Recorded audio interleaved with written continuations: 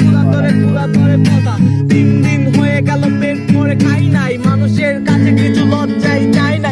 এভাবেই আছি আমরা ক্ষুধা নিয়ে বেঁচে, ইট ভেঙে মাটি কেটে দিন রাত কেটে।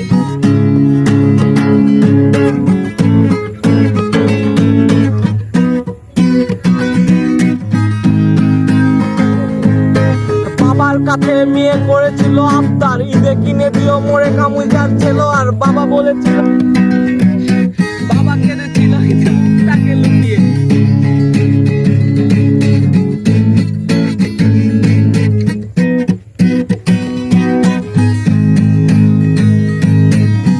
In the name of Khaja Baba, in the name of Pagol Baba, in the name of Khaja Baba.